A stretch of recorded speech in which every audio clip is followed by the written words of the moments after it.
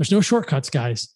If you live an ancestrally consistent, evolutionarily consistent life, if you eat the most sought after foods, your body will thrive and you will not need supplements. I do not take supplements. I do not believe you need supplements. Yes, we make supplements at Heart and Soil, but these supplements are food if you can't get fresh organs.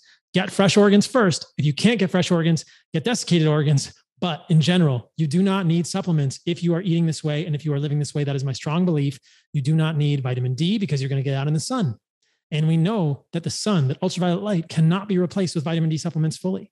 This is super important. Ultraviolet light, UVB specifically, has been shown to affect the microbiota of the gut in a positive manner with diversity in interventional studies. You cannot simulate that with a vitamin D supplement. You need to be a human out of the cage. You need to get in the real sunlight. You need to do exercise. You need to fast occasionally. You need to do hard workouts. You need to be in nature, and you need to eat the most nutrient-rich foods and avoid the most toxin-rich foods. And that will increase your NAD in your life. You do not need MN, NMN, and NR. In my opinion, they are bullshit. If you want your NAD levels to be healthy as you age, you have only to remain metabolically healthy. The problem is that most of your physicians don't know how to assess that.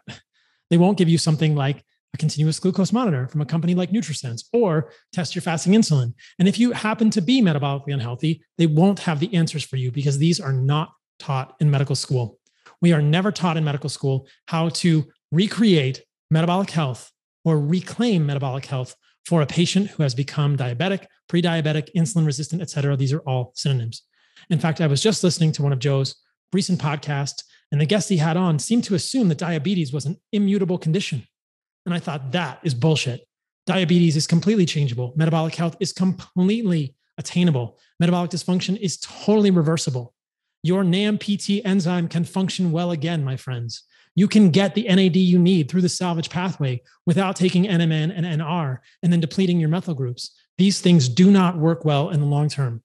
All of these supplements claiming to be longevity supplements, by giving you NMN and NMR, by giving you NMN and NR are bullshit. Become metabolically healthy. Know what it means to be metabolically healthy. Know how to reclaim your metabolic health. I've talked about that in so many podcasts. So a couple of technical rabbit holes in this podcast, but these are three really important concepts that I wanted to discuss. And the overarching idea is yet again, an animal-based diet wins. As I've talked about before, I'm a truth seeker. When I'm wrong, I will talk about it. When I'm right, I will tell you guys that I think I'm right.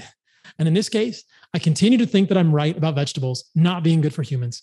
I continue to believe that I'm right about meat and organs being the center of a human diet. I continue to believe that fruit is good for humans, that fructose in the whole food matrix is not damaging for humans, something I've talked about previously on other podcasts just a few weeks ago. I continue to believe that honey is good for humans and often sought.